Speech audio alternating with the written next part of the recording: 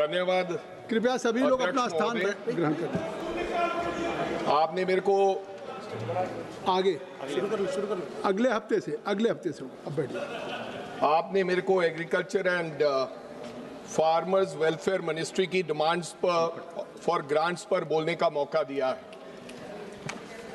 अध्यक्ष महोदय, सबसे पहले मैं ये कहना चाहता हूं कि इस देश का किसान सिर्फ अन्नदाता नहीं है, वह हमारी अर्थव्यवस्था, हमारे समाज और हमारी फूड सिक्योरिटी का सबसे अगर कोई मजबूत नींव है तो वो किसान है। और अगर इस देश के अंदर किसान ना होता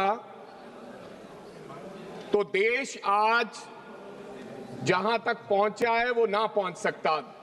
यानी कि देश के किसानों का बहुत महत्वपूर्ण योगदान रहा है।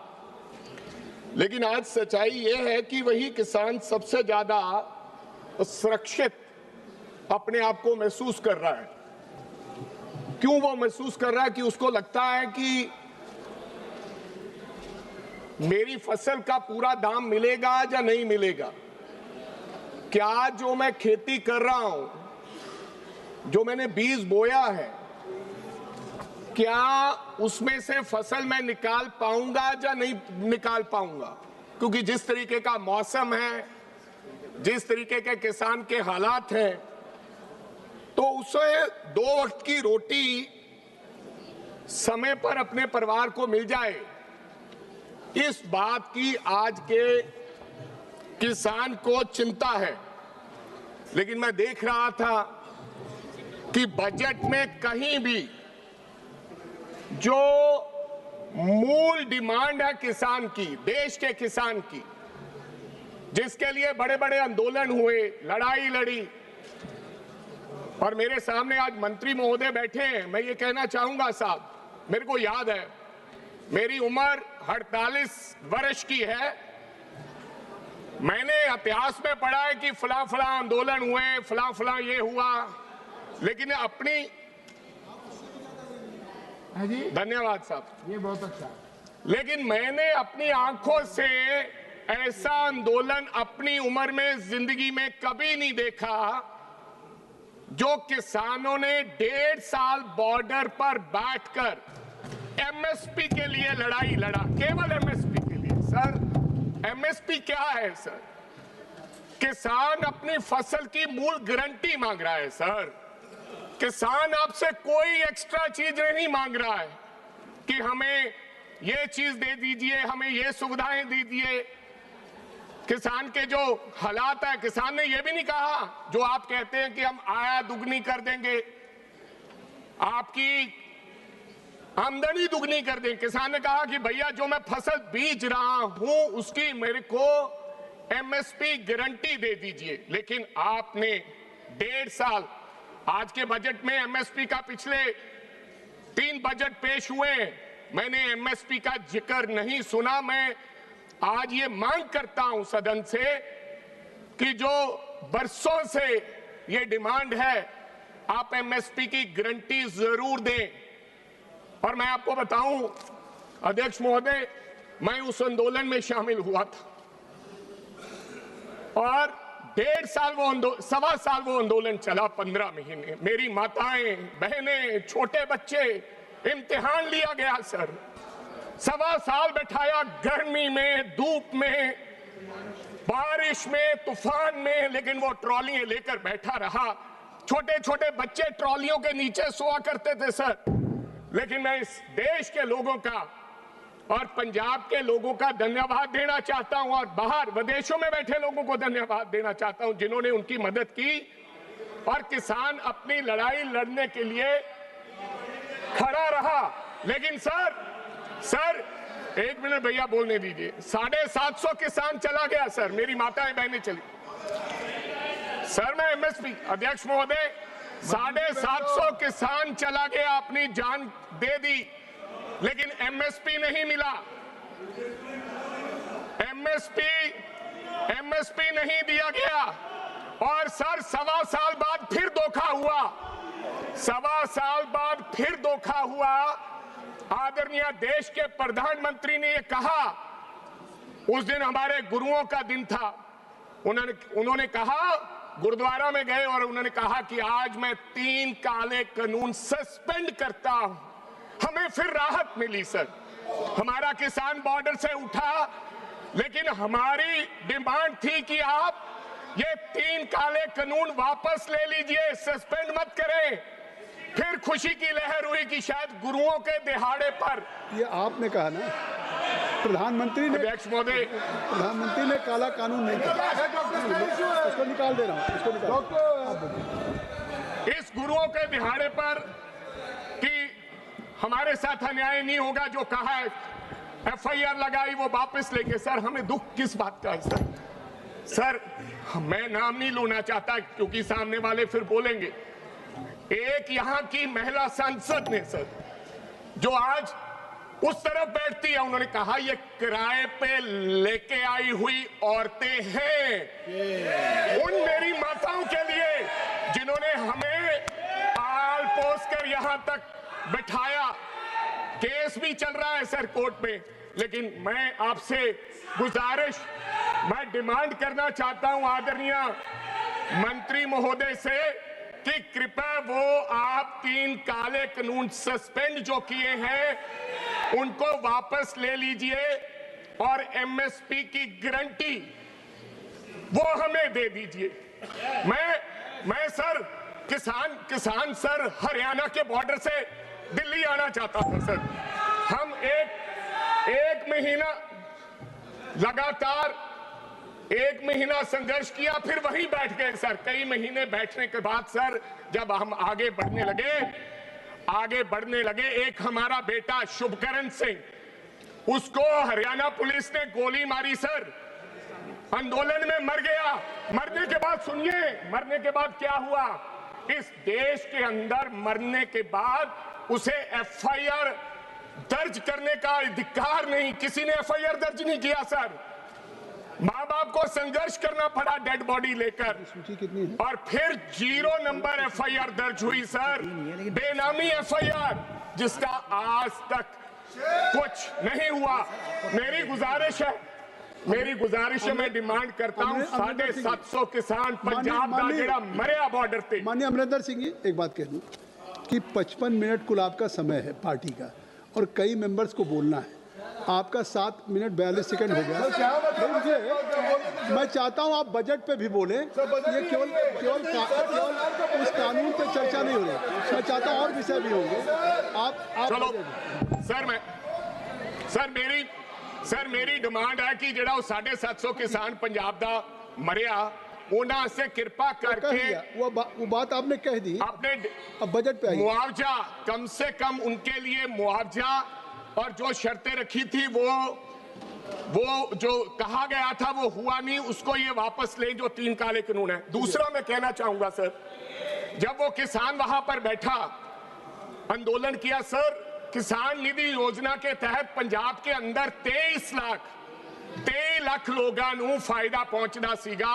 किसान निधि योजना के तहत 6000 रुपया, मात्र 6000 सर। आज पता है, अगर गाय का चारा लगा लें हम महीने का, तो 6000 रुपया गाय चारा खा जाती है, इससे ज्यादा। लेकिन किसान को आप 6000 प्रति साल देते हो।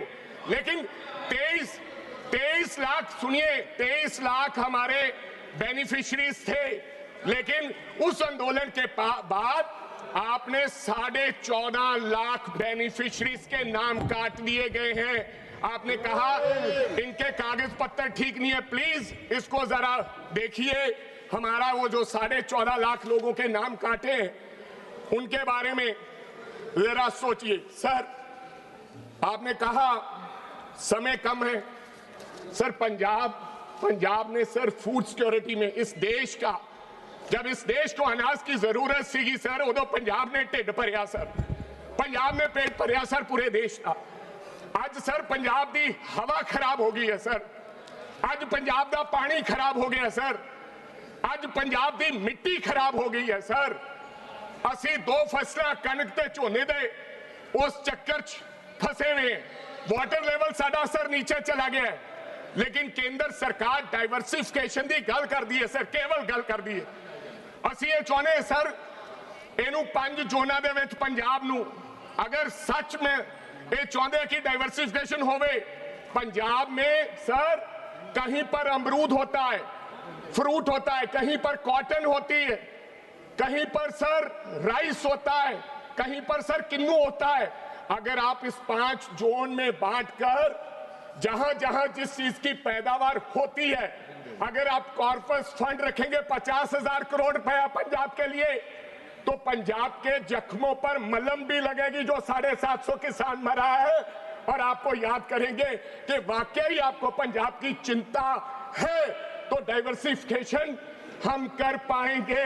मेरी आपसे ये गुजारिश है, प्लीज पंजाब को स्पेशल पैकेज देके, क्योंकि पंजाब का जिहड़ा किसान है सर बड़ा उद्यमी किसान है, वो किते भी जाके रेगिस्तान दे विच भी वो जमीन मिल के उन्होंने उपजाऊ कर सकता है सर। सो ये मेरी डिमांड है सर। मैं साथ साथ ये भी कहना चाहता हूं सर, स्टबल बर्निंग एक बड़ा इशू है। एक आप पूरे देश ने पंजाब के ऊपर आरोप लगा दिया, ये आरोप है कि किसान की वजह से प्रदूषण होता है और जो हवा खराब। सर ये बरसों से, जब से मैं पैदा हुआ हूं, किसान अपनी पराली को आग लगाता है सर, जब से मैं पैदा हूं। लेकिन आपने कानून बना दिया। क्या कानून है सर? आपने कहा जला नहीं सकते, उससे सर नुकसान क्या हो रहा है सुनिए। किसान अगर 2.5 एकड़ 5 एकड़ वाला किसान है सर, 85% जो किसान है वो 2.5 से 5 एकड़ वाला किसान है सर, उसके पास सर पैसा नहीं है कि वो कटाई के बाद कल्टीवेशन करे, क्योंकि उसको 2-4 हजार रुपया प्रति एकड़ खर्च आ जाता है, इसलिए वो आग लगा देता है।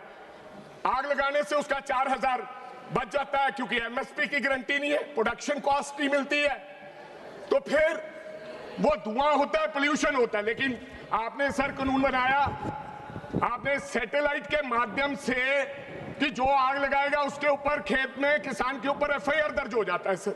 लेकिन पता है सर, मैं आदरणीय मंत्री महोदय जी से थोड़ा ध्यान दिलाना चाहता हूं सर, वो शाम के समय सैटेलाइट नहीं चलता, दिन के समय सैटेलाइट 5 बजे के बाद काम नहीं करता, और लाखों किसान आरोपी बना दिए सर, उनका पासपोर्ट नहीं बन रहा, वो जमानत करा रहा है सर, वो कोर्ट जा रहा है सर, किसान उसकी कोई सुनने वाला नहीं है। शाम को फिर किसान अब क्या करता है, शाम को किसान रात को आग लगाता है।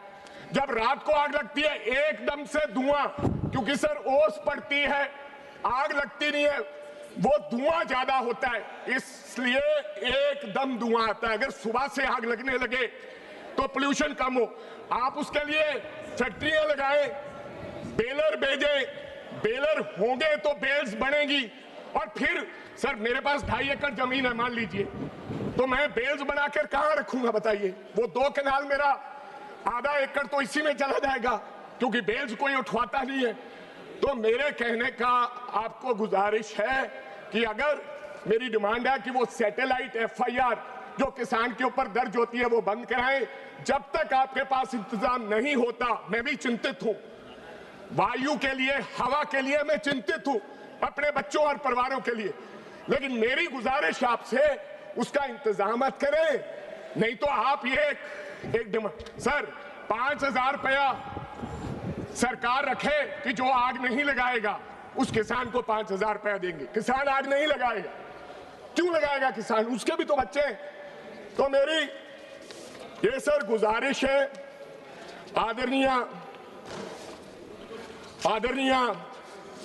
हमारे मंत्री महोदय से।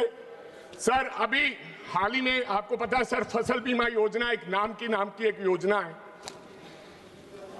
आपको पता है बारिश से, आफत से हाल ही में फ्लड आए सर, पंजाब के अंदर फ्लड आए और मंत्री महोदय गए सर। पता क्या किया मंत्री साहब ने?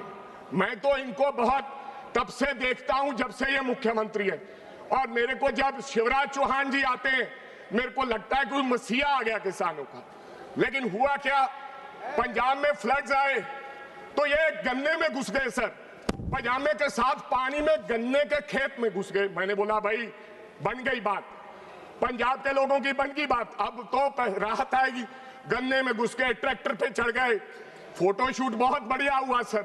अगले दिन शिवराज चौहान ने किसानों की तकलीफ को जाना और सुना, लेकिन सर खोदा पहाड़ निकला चूहा, हमें दे दिया सर 1600 करोड़। कहा 12,000 करोड़ तुम्हारे पास है। इनको पता था कि नेशनल डिजास्टर फंड का पैसा 12,000 करोड़ वहां की सरकार ने खा लिया, इधर उधर खा लिया, और 1600 करोड़ भी नहीं आया।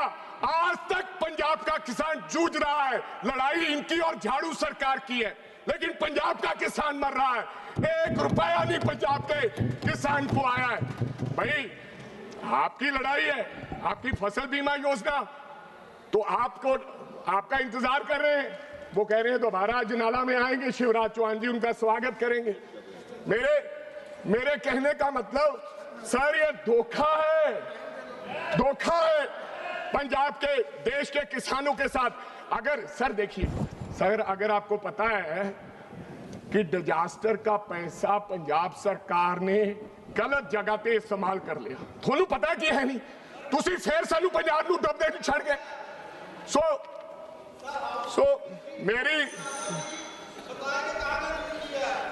मेरी बेनती है सर, एक मेरी डिमांड है सर, लुधियाना पंजाब, सर लुधियाना च पंजाब एग्रीकल्चर यूनिवर्सिटी है सर लास्ट